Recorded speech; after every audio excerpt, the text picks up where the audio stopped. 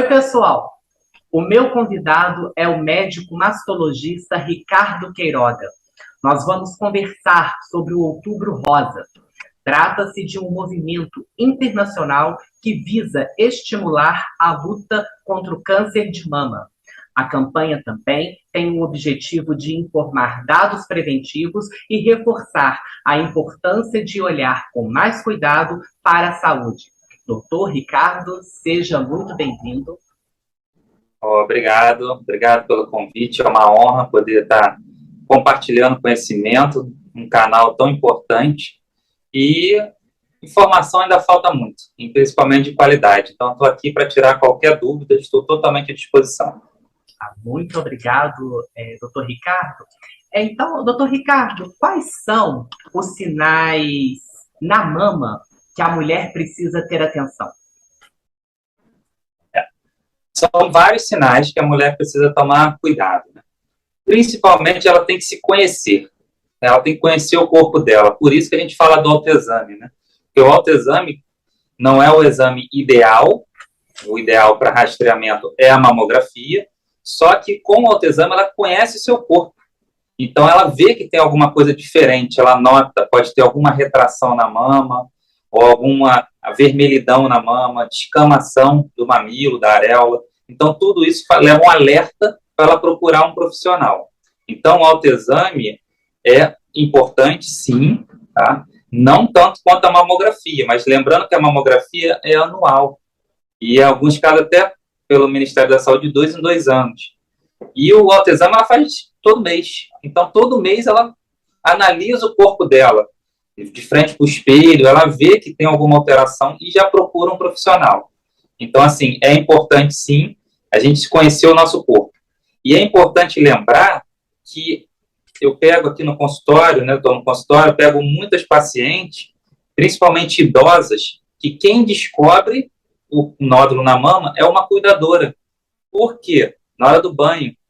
Porque as pessoas antigamente não tinham costume, tinham pudor, né, de examinar o seu corpo. Era meio que ninguém se palpava praticamente. Então, as pacientes idosas, às vezes, não têm esse costume de se cuidar, de se palpar. Então, isso é muito importante, a gente observar o nosso corpo. E quais são os fatores de risco para o câncer de mama? Os fatores de risco são vários, né? Um, que é o principal, que não tem como mudar, que é o sexo feminino. É o principal fator. O câncer de mama também acontece em homem, só que é 1% dos casos. Os outros 99% são em mulheres. Então, o fator de risco principal é o sexo feminino. Depois tem outros fatores de risco, que são obesidade, tabagismo, etilismo, sedentarismo. Então, são várias coisas que podem contribuir. É multifatorial. A gente nunca descobre o câncer de mama foi causado especificamente pelo tabagismo, entendeu? Mas são vários fatores que contribuem para o surgimento da doença. E por que controlar o peso é essencial no combate ao câncer de mama? Por que o controle do peso? Hoje em dia isso é muito comum nos congressos, tá? Já tem estudos comprovando que as mulheres que fazem atividade física e que perdem peso têm melhor sobrevida, tá? E hoje em dia recomenda-se até atividade física antes, durante e depois do tratamento, tá? Seja na quimioterapia, na radioterapia, a paciente está aguentando fazer uma atividade física que seja prazerosa para ela e que ela consiga fazer sem muita dificuldade, está preconizada a realização da atividade física. A atividade física envolve muitos fatores. Por exemplo, a atividade física, a pessoa emagrece. Outra coisa, a pessoa que começa a emagrecer, começa a ter hábitos saudáveis. Então, ela vai comer melhor indiretamente. Uma coisa vai puxando a outra, né? Reduz o cigarro, reduz o uso de álcool, porque até a performance dela muda, né?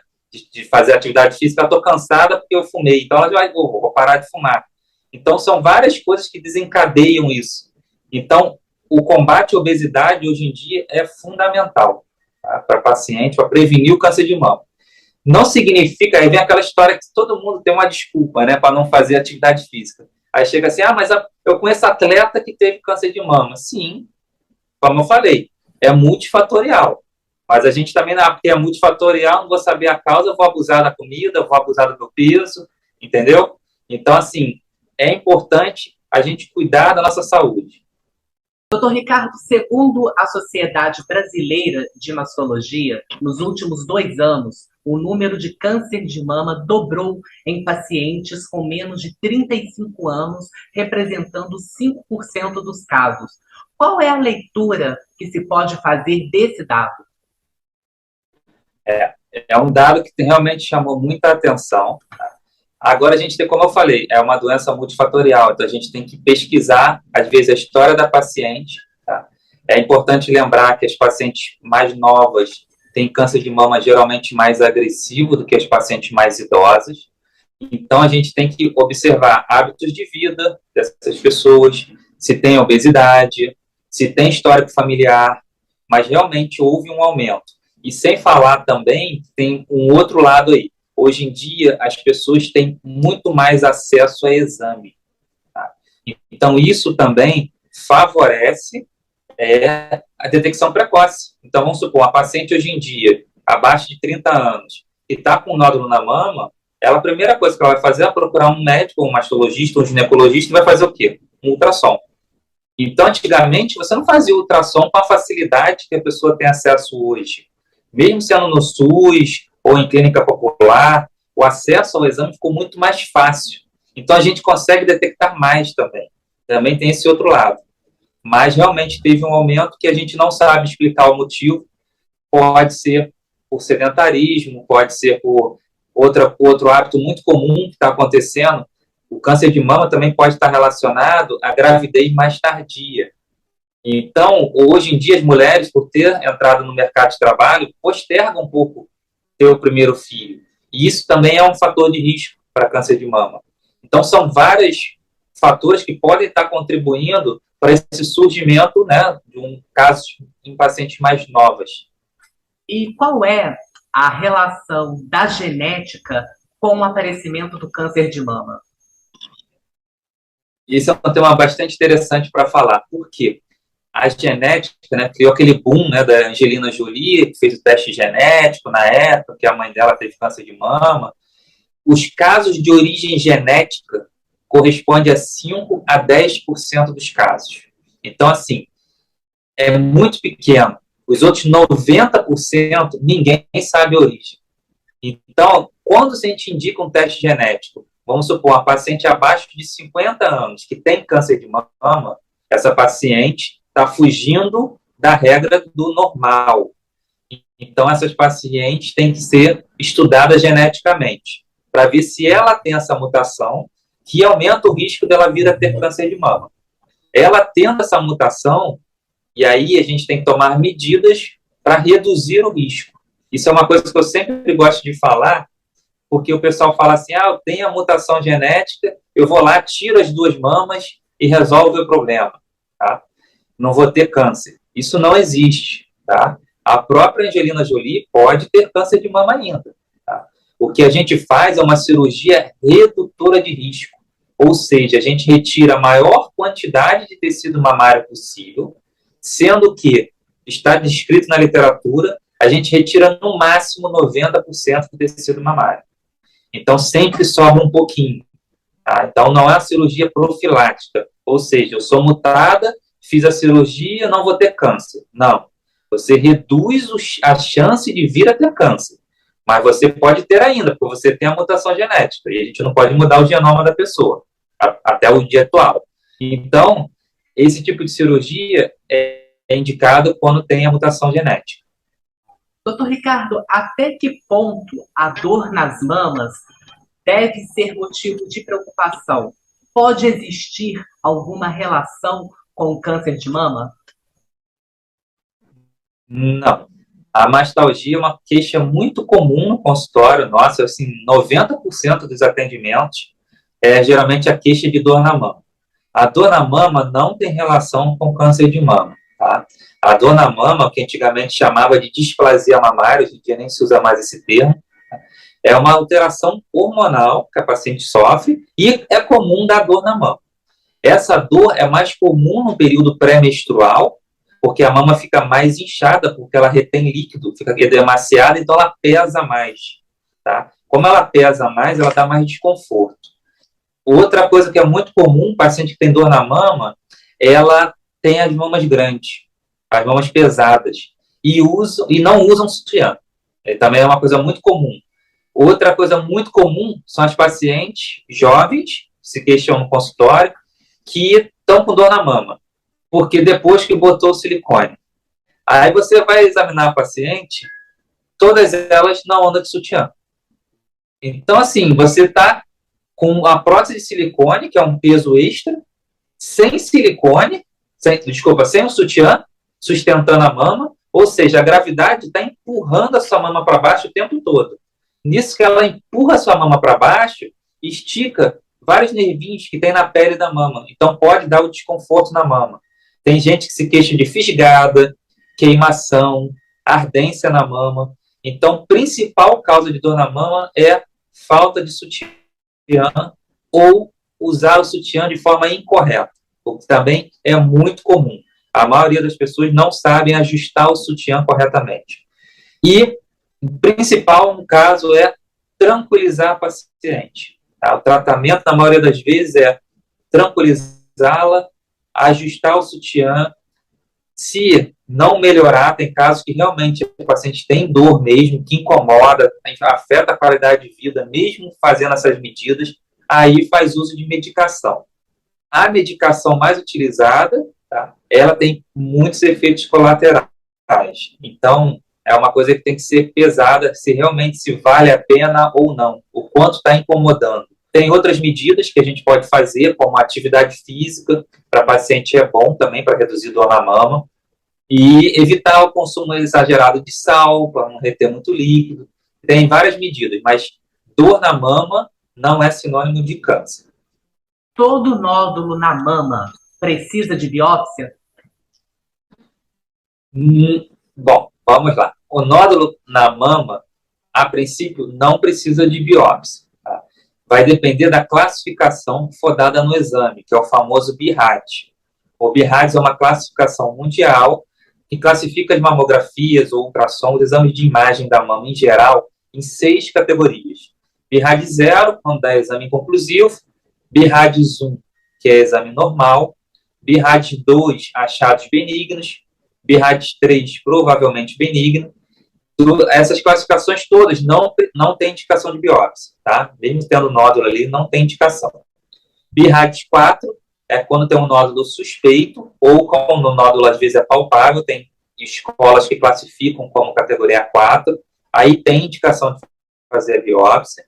Categoria 5, que é altamente suspeito, aí tem indicação de fazer biópsia, e categoria 6 é quando já tem diagnóstico comprovado por biópsia de doença maligna. Então, eu atendo muitos pacientes de 13 anos, 14 anos com nódulo na mama, eu não vou biopsiar uma menina de 13, 14 anos de idade. Tá? A gente acompanha com o exame de imagem. Se começar a crescer muito, aí a gente avalia fazer uma biópsia, mesmo sendo chance de ser doença benigna, né, por causa da idade, mas a gente pede a biópsia até para indicar uma cirurgia com mais precisão. Mas todo nódulo não precisa ser biopsiado, só quando ele é suspeito. E a partir de qual idade a mulher deve fazer a mamografia? Esse tema é polêmico, né? Pela Sociedade Brasileira de Mastologia, a partir dos 40 anos, que é o que eu sigo, é o que eu faço no meu consultório. Pelo Ministério da Saúde, a partir dos 50 anos até os 69 anos e de 2 em 2 anos fazer o exame.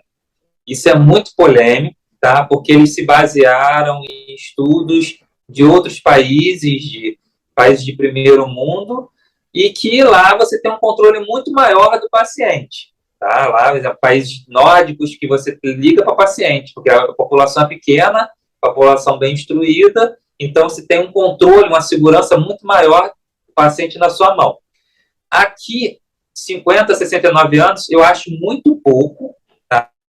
Tinha que cair para 40 anos, até porque já tem estudos mostrando que as meninas mais novas, né, abaixo de 40, estão tendo câncer. Então, a gente não pode deixar só para 50 anos fazer isso. E outra coisa que é interessante, e as mulheres após 70 anos? Não faz? Como é que fica? Na rede privada, a gente faz o seguinte, 70 anos, que é o recomendado pela Sociedade de Mastologia. Se você achar que a paciente tem uma expectativa de vida maior que 7 anos, você mantém o rastreamento. Se não, você suspende.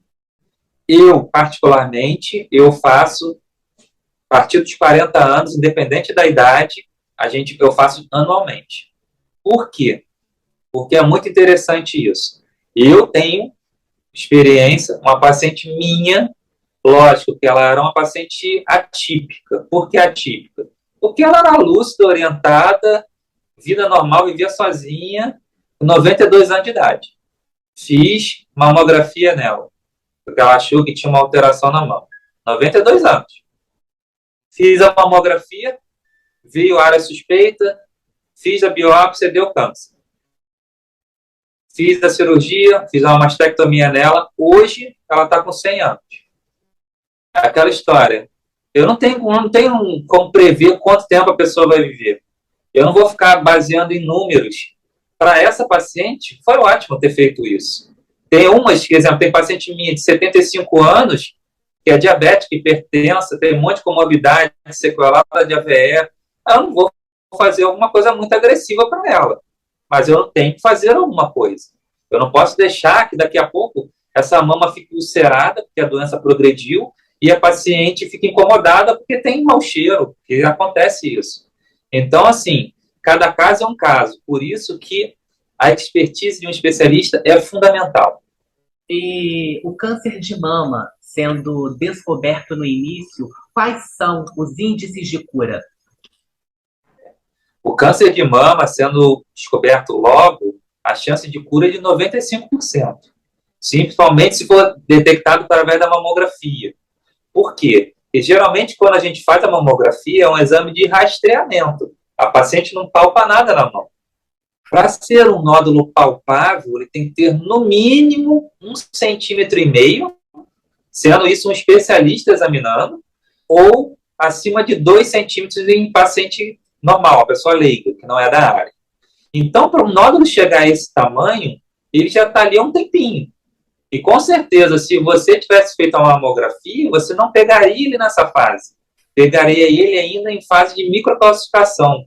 Eles chamam hoje em dia, que eu costumo comparar, fazer uma analogia para os pacientes, é como se fosse grãozinho de sal. Uma coisinha muito pequenininha. Que a cirurgia, a gente só retira aquela região, e aí não precisa tirar a mama, não precisa fazer nada disso. É uma cirurgia menor, que deixa menos sequela para o paciente. E o tratamento por a doença estar no estágio inicial, às vezes nem precisa fazer quimioterapia. Então, a mamografia é muito importante por causa disso, que a gente detecta precocemente qualquer área suspeita. E aí, menos tratamento para o paciente, maior chance de cura. Porque a gente tem que lembrar que o tratamento também deixa sequelas na paciente. Nem toda paciente aguenta, às vezes, fazer o tratamento todo de quimioterapia, fica com alterações sensoriais na mão. Então, são vários fatores que a gente tem que levar em consideração. Ô, doutor Ricardo, você comenta sobre a importância da mamografia, a gente sabe como esse exame é importante, mas ainda existem mitos que afastam as mulheres da realização desse exame? Sim, com certeza. Hoje em dia a gente encara mitos. Primeiro, tem informações totalmente equivocadas no YouTube, né? Tem gente que diz que mamografia dá câncer, sabe? Assim, umas coisas que a gente não tem explicação. A gente luta tanto por um exame que pode mudar a vida de uma pessoa e tem gente que falando contra isso. Enfim, a mamografia tem mitos. Por quê? Tem um mito muito comum. Eu tenho prótese de silicone e eu não posso fazer mamografia. É errado, isso não existe. A paciente pode fazer e deve fazer a mamografia mesmo tendo prótese. Isso não impede ela em nada. Tá? Outro mito. Vai doer. Mamografia dói. Aí você para pensar o que eu costumo falar para a paciente. A mamografia, você faz o exame uma vez no ano, um exame que dura 10 minutos. que é encarar uma dor, né, comparada à dor de não fazer o exame e depois descobrir uma doença avançada. É risco e benefício. Outra coisa que a gente pode fazer, evitar o período menstrual. Então, o que eu oriento sempre? 7 a 10 dias após o início da menstruação, aí você faz o exame. Vamos supor, menstruou dia 1º, dia 8º dia ou 10º dia, 11º, após o início da menstruação, aí você faz a mamografia. Por quê? Porque no período pré-menstrual a mama está mais inchada, ela está mais pesada, está mais dolorosa. Então, não vai fazer a mamografia no período pré-menstrual, porque vai sentir mais dor do que o normal. Tá? Outra coisa que eu oriento muito, paciente vai fazer a mamografia, pode tomar um remédio para dor antes, um analgésico, seja ele de pirona, paracetamol, o que a paciente está acostumada a tomar para dor. 1 hora antes do exame, pode tomar. Se você tem uma mama muito sensível, que já fez mamografia antes, que incomodou muito, pode tomar, não interfere em nada o exame. E o mais fundamental também é a pessoa ficar tranquila. Se a pessoa chegar lá, mamografia dói antes de fazer, aquilo ali vai interferir. Então, tentar relaxar, fazer a mamografia, lembrar do benefício que você está fazendo ao seu corpo, que isso é uma vez ao ano, que você já fugiu do período menstrual para fazer, que você já tomou o remédio. Então, faça o exame, tá? Porque é muito importante mesmo. Doutor Ricardo, a mulher que menstrua muito cedo e aquela que entra na menopausa mais tarde, elas podem ter a probabilidade maior de desenvolver um câncer de mama? Sim. A menarca precoce, né, que é a menstruação muito cedo, e a menopausa tardia, aumenta o risco sim. Por quê? Por causa da produção de hormônio. Que essa mulher, como ela menstruou mais, então ela tem mais produção de hormônio feminino. Então, aumenta o risco sim de câncer de mama, porque a mama dela teve mais exposição ao hormônio ao longo da vida. A campanha do Outubro Rosa, ela gera resultados? Sim, gera resultados sim. O Outubro Rosa surgiu em 1990 nos Estados Unidos, de forma despretensiosa, né, uma corrida, uma caminhada, que virou uma febre com o tempo, depois veio para o Brasil. Enfim, é importante sim, porque as pessoas ficam mais focadas nisso. Assim, a pessoa fica atenta. Que às vezes, corre da vida, né, as pessoas acabam deixando a saúde sempre para segundo plano. No Outubro Rosa, até porque muitos monumentos, né, muitos prédios põem a iluminação rosa, justamente as pessoas ficam mais alertas. Por que está rosa? E é por causa do Outubro Rosa. Aí a pessoa vai lá e procura fazer o exame. Aumenta a consulta, o volume de consulta, aumenta o volume de exames de imagem da mama. Mas eu gosto sempre de frisar assim, eu amo o Outubro Rosa, participo de tudo que me chamarem para o Outubro Rosa, porque eu acho extremamente importante, mas a prevenção tem que ser feita o ano todo. Assim, é o que eu sempre falo, é muito além do outubro, é por uma vida rosa. Porque o câncer de mama não é só em outubro que acontece. Tá? É o ano todo. Então, outubro é um mês, dentro de 12 meses. Então, os outros meses tem câncer de mama também. Acham mais o outubro rosa porque tem mais câncer em outubro? Não, não é isso.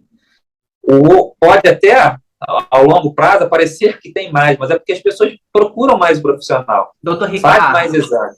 Eu só vou fazer um parênteses para ilustrar essa sua resposta. No Brasil, estima-se que 66 mil mulheres são diagnosticadas anualmente com câncer de mama e mais de 2 milhões de casos novos são diagnosticados em todo o mundo. Daí, essa importância de falar de câncer de mama, não somente no Outubro Rosa, de janeiro a janeiro. A estatística do INCA é 66.280 casos por ano. É muito alto e está crescendo.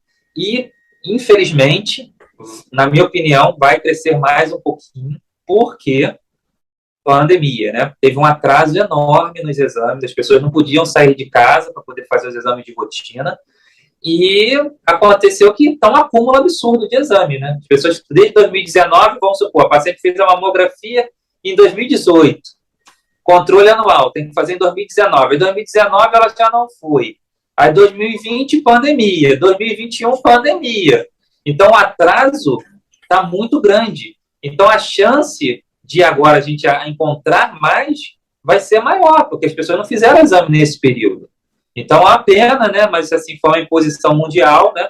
Mas aconteceu e a estatística do Brasil é muito baixa. Pela a Organização Mundial de Saúde, Não, você falou o de... recomendado que acima de 40...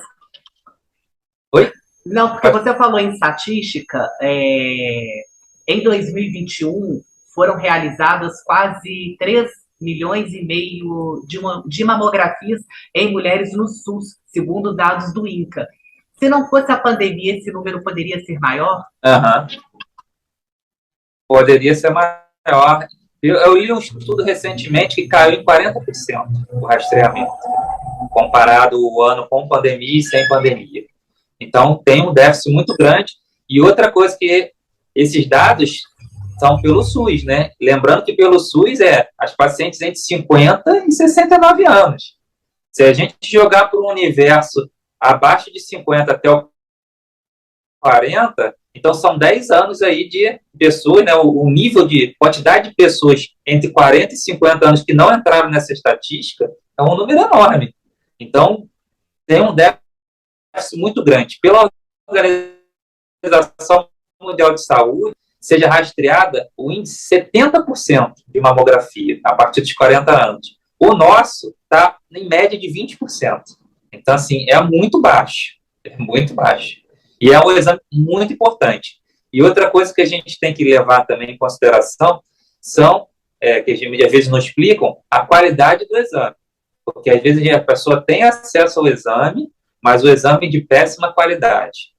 E aí você pega o exame, você, fiz o rastreamento, fiz, mas o exame de péssima qualidade não serviu para nada. Então, isso também acontece muito. Sem falar na demora, exemplo, pelo SUS, da entrega do resultado. Às vezes a paciente demora para fazer a mamografia, demora para receber o resultado, e se tiver alguma coisa suspeita ali, o tempo, perde-se esse tempo. É o que eu sempre falo.